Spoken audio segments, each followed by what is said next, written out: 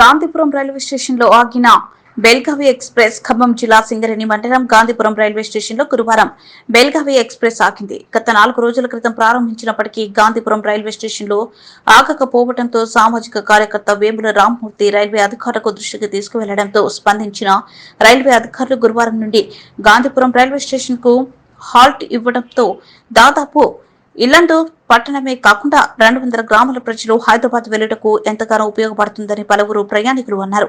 దీంతో ఆ ప్రాంత ప్రజలు రైల్వే అధికారులకు కృతజ్ఞతలు తెలియజేశారు.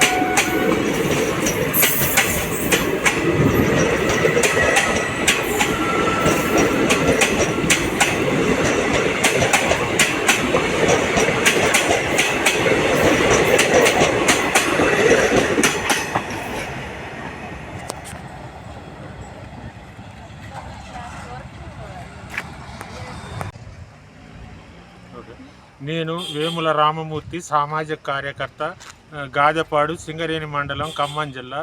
ఈ బెల్గాం నుంచి భద్రాచలం రోడ్డు వరకు నడిచే ఎక్స్ప్రెస్, సూపర్ ఫాస్ట్ ఎక్స్ప్రెస్ రైలు 4వ తారీఖు నుంచి ప్రారంభమైంది. అయినా ఇక్కడ ఆల్ట్ పెట్టలేదు. వాళ్ళు గతంలో ఆల్ట్ ఉండి తీసేయడం జరిగింది, ఆదాయం లేదనే పేరుతోటి.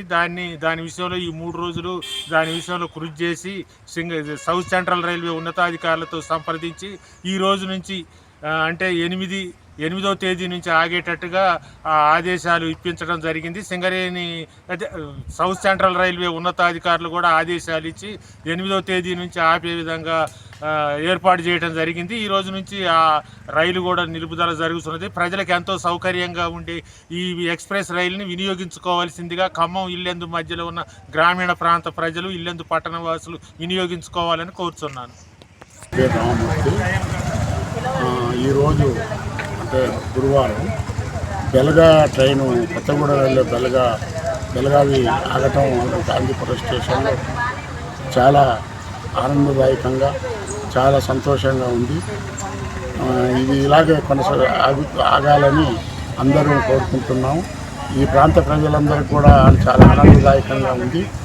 మరి విషయం ఏంటంటే ఇక్కడ రైల్వే ఆఫీసర్లందరికీ మా గాంధీపురం గ్రామం తరపు నుండి, గాంధీపురం ఈ చుట్టుపక్కల